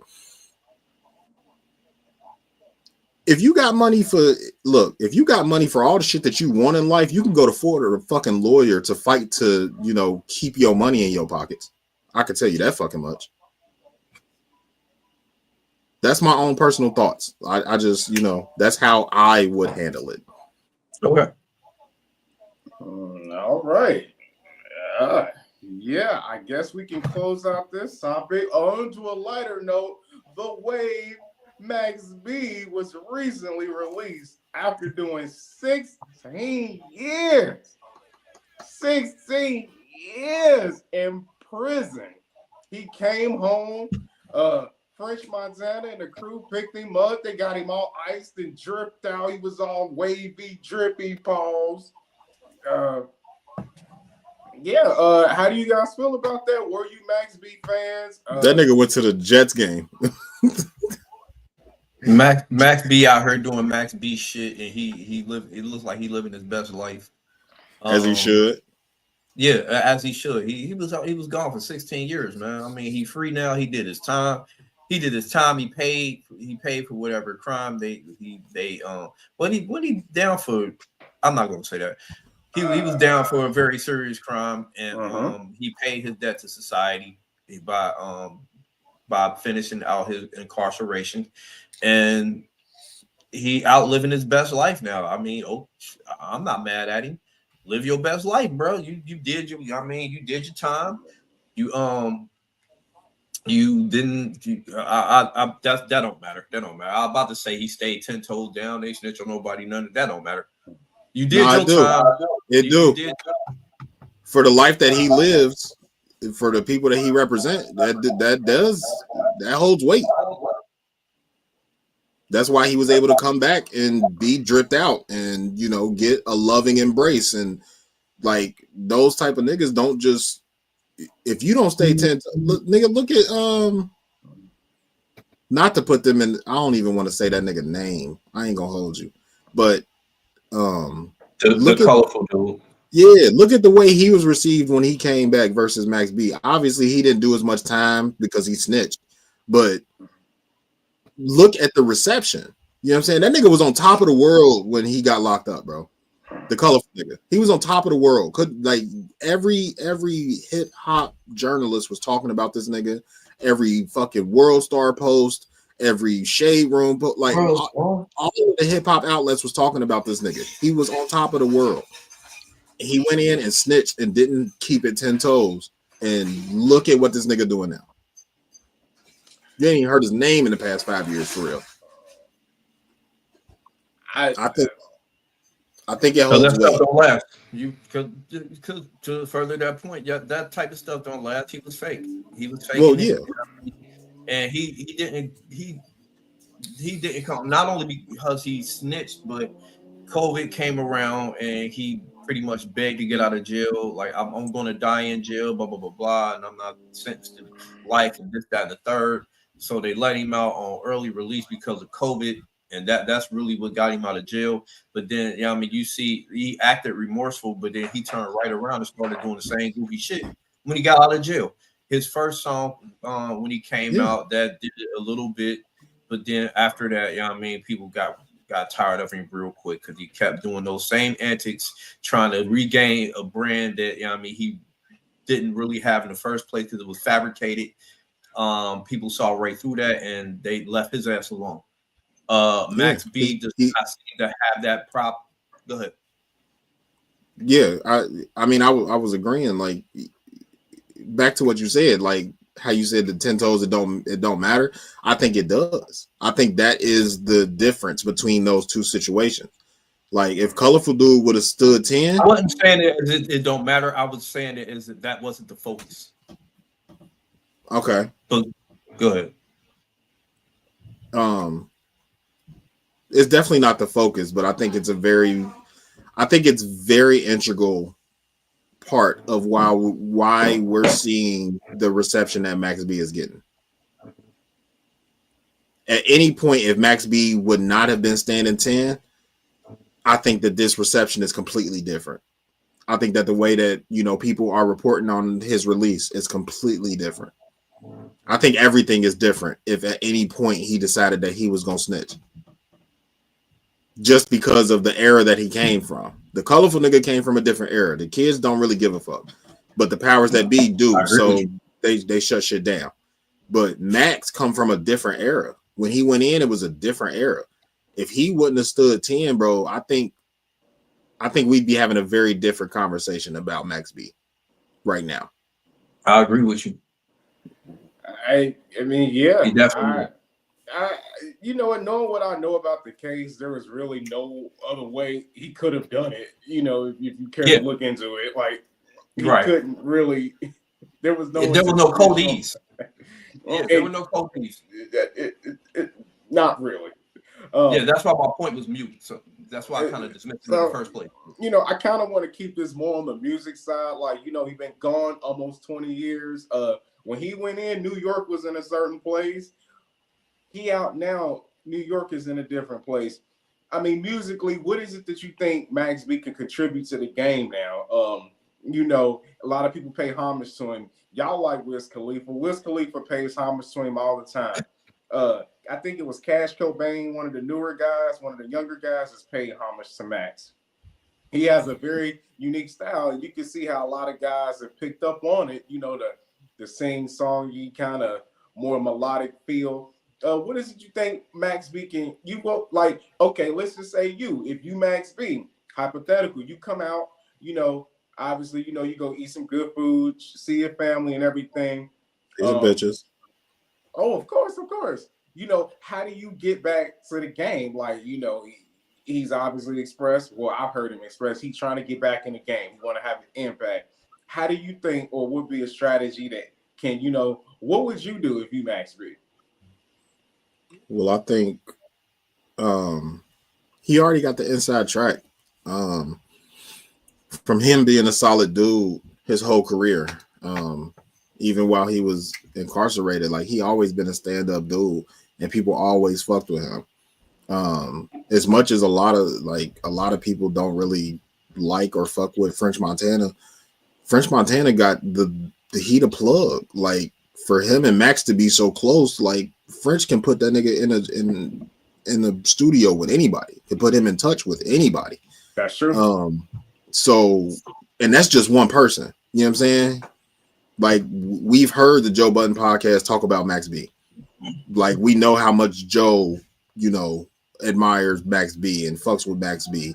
Same with Ice. Like Ice posted a picture a couple days ago with him and Max B. Like saw that. It's so many people in his corner that love him and that appreciate him and what he did for music. Like obviously, you know, a lot of their situations ain't got nothing to do with music. It's just they got personal relationships with this man. But for them to all be incorporated some way, shape, or form with the music business, Max B ain't gonna have no problem getting back out here. I think his biggest problem is gonna be connecting with this new generation of people. Because, like you said, he kind of pioneered a bunch of shit that the new kids love. Like, we always talk about, you know, the Wayne effects, the Chief Keef's effects, you know, all that shit where it's like, yeah, they bit off of da-da-da-da-da. Like, we can tell who niggas' sons are. But it's very few and far between that everybody talk about Max B and what Max B did and what he contributed to this game before he went in. And when he come out, like I don't think he gonna miss a beat. I think it's gonna be how are you gonna connect with these new kids? But in my mind, to answer your question, what would you do? I would first, obviously, like you said, friends, family, food. I'm pussy is up on that list for me. I've been gone for 16 years, bro. I'm going to get some ass. Oh, for sure. Fuck that Jets game, nigga. Where's the bitches at? But I think after, you know, I think me personally, that first, I might take a full month, bro, just chilling, just enjoying my freedom, like being able to do what I want when I want. Like I don't think he had no restrictions on his release. Like, is he on like? He ain't on probation or nothing like that? Not that I've seen. I don't think he's on parole. That's a good question. Yeah, like if he ain't got no restriction and he can just move however he want, yeah, give me like a month, maybe 2 of me just fucking chilling, bro. Like, just let me enjoy my freedom for a little bit, and then I'm right back into it. French, call everybody you know, nigga. Call the young niggas, put them on a song with me because they stole my style. Call all the old niggas. Like when I tell you, bro, it's gonna be a French song out soon with Max B on it. I wouldn't be surprised if Joe didn't come out with a Max B verse. Like, I feel like Max B could get Joe on a record. Like, you got to think that era of Fab and Kiss and, you know what I'm saying? Like, it's a lot of niggas in New York that Max B fuck with. So I feel like he can get the older niggas back in tune. Like, all right, Max out. We gonna collab with all the old niggas. But I also think that he has enough love in the hip hop space where he can also go get all of the young niggas, and he can run it up for real in the next, 12 to 18 months. Like, he could be number one on the charts in the next year with just his connections. Exactly. Were you finished, Brandon? I don't want to interrupt you. Yeah, I'm good. Okay. Well, like Lisa, that speaks to my point right there, what she just said. I know he's been writing music. I know he's got a lot of stuff. What you said was very much in line with what I would do. If I'm coming out, my strategy, I'm gonna get a meeting going probably with French. Now, you know how I feel about French Montana, but that's besides the point. That's besides the point. That's how a lot of people feel about French Montana. He does know how to market, and he's gotten somewhere in the game. Exactly. So, like it or not, you have to consult with him. You get a team together. Like you said, I'm probably gonna get with the younger guys, your Cash Cobains, your I don't even know who these young people are, but whoever they are, the new hot people, I'm gonna try to, ingratiate myself with them. Try to get with them. You gonna get with one of the girly rappers. I don't know who yet, but it's probably gonna be Cardi. Yeah, that would be better. I mean, Cardi or Nicki. I don't know if there's any from Harlem. I wouldn't know. Maybe Tiana Taylor, I guess you would count, but I think you're gonna have to ingratiate yourself with the young people. I mean, the older guys, I mean, that's cool. I mean, Fab's gonna be good for a banger. I would avoid that whole anybody else. Just because the style ain't really popping like that. Maybe get with a Kiss, but there you go, Lisa. Exactly. There you go. He's likable, maybe not so much his music, but he does know how to keep a song. He got hits. And he's the New York version of Tiger. That's a great analogy. I like that. You know what I mean? It don't take talent to make a hit. So damn, you could not to say that he isn't so much. I'm just not into French Montana, but like it or not, he keeps the hit and he does know how to strategize. And he does have the plug and relationships to get whoever he wants in the studio with Max B. So if I'm Max, I'm gonna try to get with the younger people. I'm gonna get some crossover joints. Whatever the hottest record out now, I'm gonna see if I can maybe get on it. I'm gonna just ingratiate myself with all of what's going on. Because trying to do the old thing, that's not gonna work. Like, you can't come out here with mixtapes and low and poor quality audio, and you know how poor and horrible the audio and the mixing and the production was on his old shit. It's like they didn't even bother to mix and master it. And that's been said a lot. The sound quality was horrible. You can't do that anymore. We're in a streaming era. People want to hear good sounding shit. Make sure your mastering and mixing is on point, and get with your Rod Waves, get with your NBA young boys, get with your I would say Lil Durks, but these guys who got the melodic thing locked up, you know what I mean, and go from there. You know what I mean? That's what I would do. I'm not trying to come out rapidy rap. Well, that's never been him, but you know what to do. Get with these producers. Get with some good producers. Make sure the production is on point, and go from there. Is he still beefing with Jim Jones? I think Jim Jones is still beefing with him. Okay, so what I would do, I'm surprised he didn't do what everybody else do and do like a Third Day Out type of song. But then, but what I would do, I would go straight to Pusha T, get a song with Pusha T. If Jim Jones still beefing with him, go get a song with Pusha T. I mean, stir up some shit. That'd definitely be headline worthy. It's Yeah, headline exactly. worthy, but That'll get him hot. It'll put him right in the forefront. It will. I don't know if you want to start off with beef, but I see the strategy, and I'm biased towards pushing T anything. So I'm just saying, I mean, that'll be an almost guaranteed way to get him hot. But then after that, I mean, he could just focus on, I mean, doing his shit once he get hot. I mean, he can use that momentum to just put his own shit out there, like, hey, look at me. Now that I got you here, come listen to this fire. Come listen to this fire I got. You know what I mean? I just thought of something. It would be. Go ahead, Bobby. Do you okay? You know the Clips just released a new video for FICO, right? They did, yeah. I saw that fire.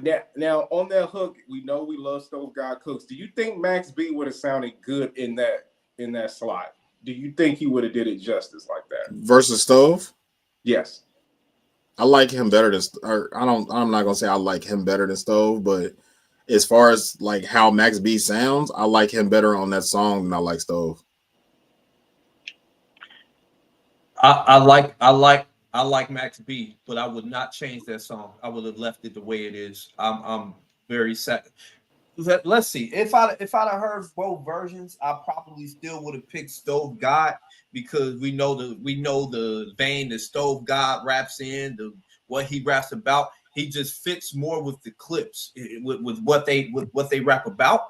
Max B would have been he would have gave a great.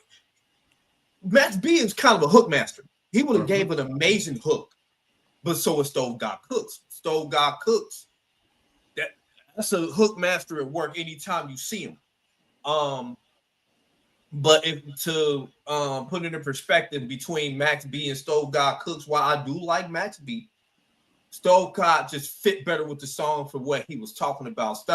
Max B is more wavy, more fly, and all that. But this wasn't the type of song for that. And that's the only reason I say Stove God Cooks should have stayed in that slot. Okay. And on that side, that wavy, that Harlem sound, I think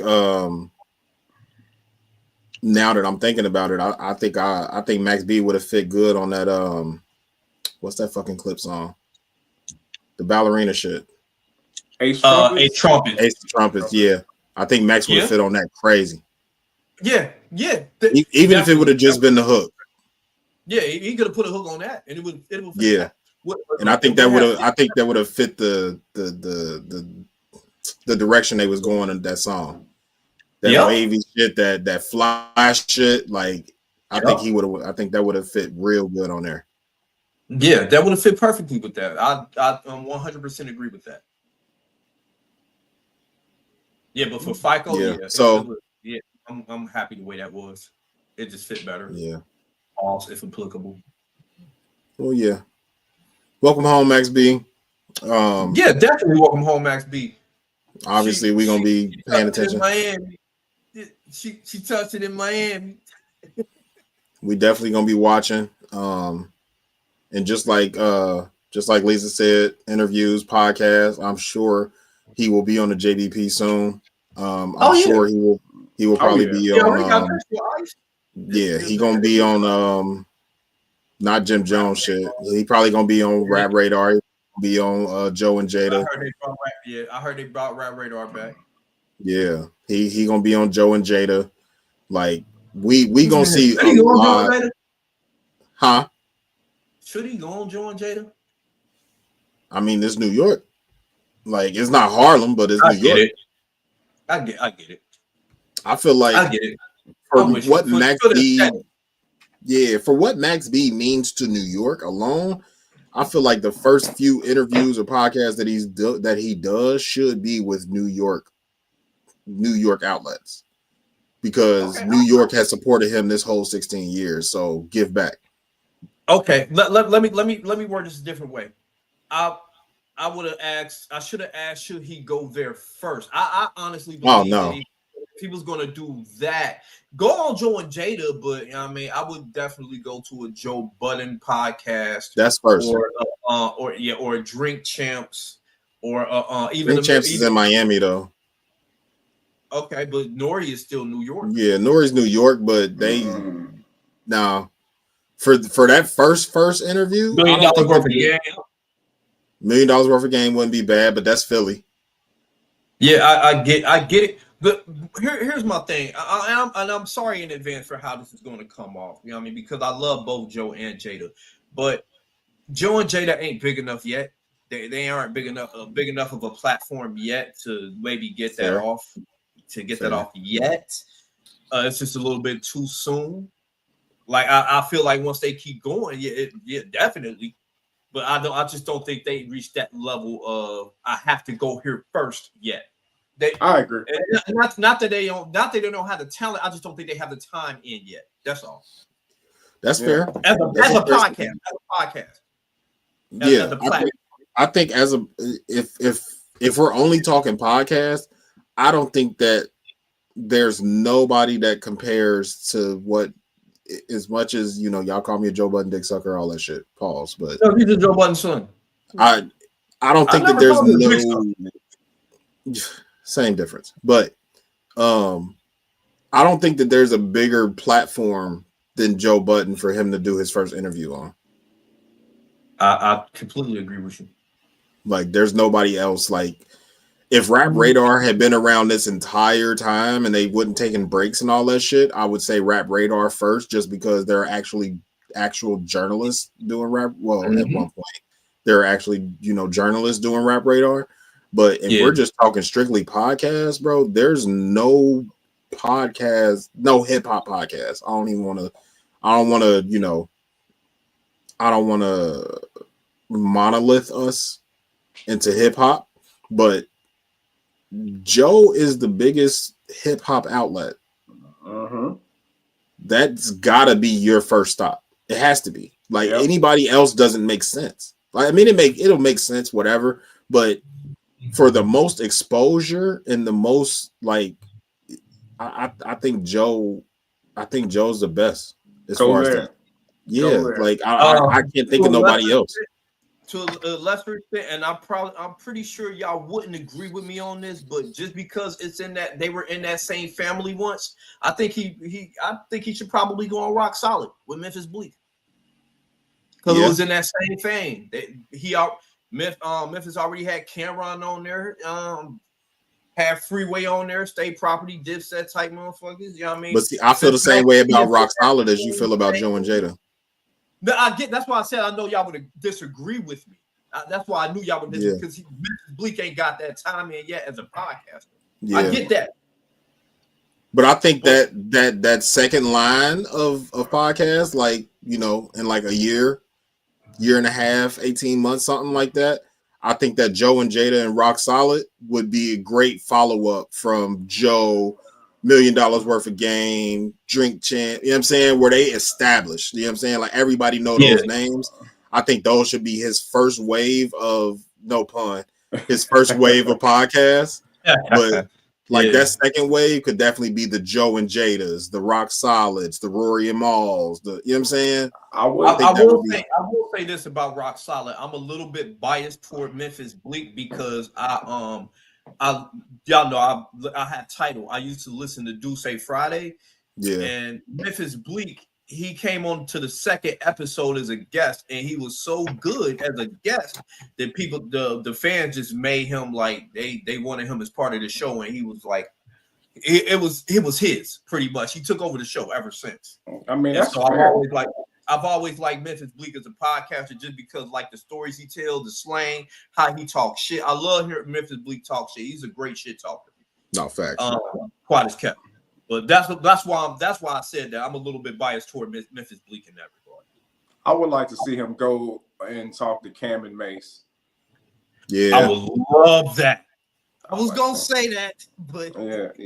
I think that's along with that second wave of podcasts that he do. Cam and Mace, they established, everybody know him, but I don't think it's that first interview little circuit that he does. I don't think that they warrant it just yet. I don't know, man. I think I might have to disagree with you right there, man. Cam and Mace are pretty pause, but they're pretty fucking big. It is what it is. It's a pretty big fucking podcast. I think ain't it the #1 sports show? Podcast? Yeah, but I think a lot of their stuff, I think A lot of that stuff has been, and not from any fault of their own or anything like that, but a lot of that shit been clickbaity. Like, it's been them talking shit. Like, a lot of the stuff that made them go viral and people start paying attention to them. Like, you already had the Cam and Mace fans and the way that they talk. And just like you said with Bleak, they slang, the way they talk shit. You know what I'm saying? Like, all that type of stuff. Like, they have good stories and, you know what I'm saying, they be good episodes and all that type of shit. But all the stuff that made them go viral to get them where they are now has been beef related or responding to somebody, talking shit to somebody. Like, it's been a lot of, and I know that comes with podcasting. You know what I'm saying? A lot of podcasters made their way doing that type of shit, but that can help. That can help. It could. If they bring up Jimmy, they can bring up Jimmy because Cam and Jimmy beefing right now too, ain't they? Yeah, but they ain't even gotta bring up Jimmy. The optics of it alone is gonna bring up the messy shit. It's just gonna bring up the speculation. They don't have to say word one about Jimmy. They don't have to breathe in his direction. The optics of it alone is going to get people talking. That's same true. with the Pusha T. Same with the Pusha T. Exactly, if he was to go out and get a Pusha T, like, that's you ain't never got to say Jim in a record, but niggas gonna be like, oh yeah, he don't fuck with Jimmy. Exactly. And he can go plausible deniability. I've always been a fan of Pusha. Oh, yeah. I talk sports. I was just at the Jets game. I wanted to talk sports with him. There's always an out. You ain't got to mention Jimmy's name, but the optics of it can, just boost it up right there. That's fair. I mean, I just think that would be a good strategy for Max to getting, even. I mean, the fact that he came home is headline worthy enough. That gets him hot enough right there. But to just stack onto it, and then then you give him that fire that everybody been looking for and missing. So that's fair. I agree. But yeah, again, welcome home, Max B. We definitely gonna be paying attention, watching. Looking forward to these albums, these collabs, these interviews, these podcasts, all that type of shit. So yeah, we'll see you when we see you, of course. No, he does not move forward. Absolutely not. No, absolutely not. Trying to get that nigga to ruin his fucking career before he can start again. Man, are you? He must not be a Max B fan. He hates Max B. On to more, or actually, this is the last thing we got to talk about today. And this is gonna be short because I don't give two fucks at all. In other New York news, Cardi B has gave birth to Stephon Diggs' son. So, in my mature brain, hope y'all had a happy, healthy baby. You know what I'm saying? Take care of the kid, all that good shit, all that good, mature shit. In my Brandon brain, I literally could give two fucks less, bro. I don't care. I don't know why this is news. Bitches give birth every day, B. I don't care. Well, speaking of birth, Pusha T announced that his wife Virginia Williams is pregnant. And you know what I just realized? What's that? He's from Virginia. His wife is named Virginia. You know what I mean? And he's married to Virginia. You know what I mean? That's kind of dope. But yeah, he said that he said in an Instagram post to his son Nigel that he is expecting the second son. So congratulations to Terrence and Virginia Williams. Hey. Definitely congratulations. Also, don't give a fuck. Sorry. Definitely congratulations, but also I don't give a fuck. Don't give a fuck. Okay, that's fucked. Niggas get pregnant every day, B. I can see why you don't care about Cardi. Bitches get pregnant every day, B. I don't. So praises. Okay. I know. Congratulations for sure. Okay, well, fuck you, Patty. Then fuck you, Pusha T. Fuck you. I ain't gonna say that. That ain't gonna go that far. You know what I mean? I ain't gonna say fuck the kids. You know what I mean? Not the kids that ain't born yet. I mean, I ain't gonna say that. Like, my thing is, like, I always hope that people have, I always hope that, people have happy, healthy babies. I hope she have a good pregnancy and all that good shit. Like, that's all cool, well and fine. But if you are not a close friend to me, bro, I really don't give a fuck about you telling me that your wife is pregnant. I don't give a fuck that your wife had a baby. I don't care. Like that has no, like, nigga, give me a song. Like, I like you because you make good music, nigga. I don't give a fuck about your wife being pregnant. I don't give a fuck about Cardi B having a baby. Like, nigga, give me, like, you just put an album out, bitch. Go on tour. Like, I don't care. I don't care. I'm sorry. Y'all can hate me if y'all want to, but I really don't give a fuck. I really don't. All righty. Separate topic. Watch who you nutting. Okay, yeah, you're right. Definitely watch who you nutting. That's the deeper conversation with this. And even deeper than that, watch who you let nut in you. Because that nigga got like 4 or 5 bitches pregnant right now. That's a fact. That's a fact. Right. So, you know, my mature brain is definitely happy, healthy baby. But, you know, if we, my podcast brain, both of y'all niggas should be locked up for having sex with each other and procreating. Okay. Because one of y'all can't keep y'all dick in y'all pants and one of y'all can't keep dick out of y'all pants. All righty.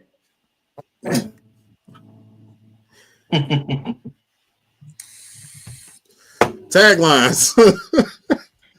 Get the fuck out of here. Yeah, you can make excuses. You can't do both. Self-improvement is the key, man. Every conversation that's normal is not a normal conversation. I ain't got no big long, soliloquy for y'all this week. We appreciate y'all. Y'all had our comments lit today. Shout out Mufaro, shout out Lisa. G pulled up. The troll that we had for a minute. Appreciate him. Demontre popped in for a minute. Appreciate you. Tex popped in for a minute. Appreciate you, my guy. Yeah, this was lit. We had a real good episode. Oh no. What'd he say? No, go ahead. He fucking stupid. I hate him. Jesus Christ. Wait, Lisa, are you single? Hey, yeah, we did the taglines. We appreciate y'all. And do you like Africans? Damn. That nigga's a true African American. Not that shit that they call us. Right. We getting the fuck out of here, y'all. We appreciate y'all. Thank y'all. Depending on how our audio went, y'all may or may not have enjoyed First and 15. Right. If y'all did, go to bruisetees.com right now. Use code NCP for 10% off of your next order. If you did not, go to bruisetees.com right now. Use code NCP for 10% off your next order. Right. But yeah, man, it's been fun. It's been a ball. Me and wifey got some Christmas shopping to do today. We are crazy. But it's a good crazy though. Yeah, me and wifey got some. Me and wifey got some Christmas shopping to do. So you know what I'm saying. That's what the rest of our day is. We got some house shit to do.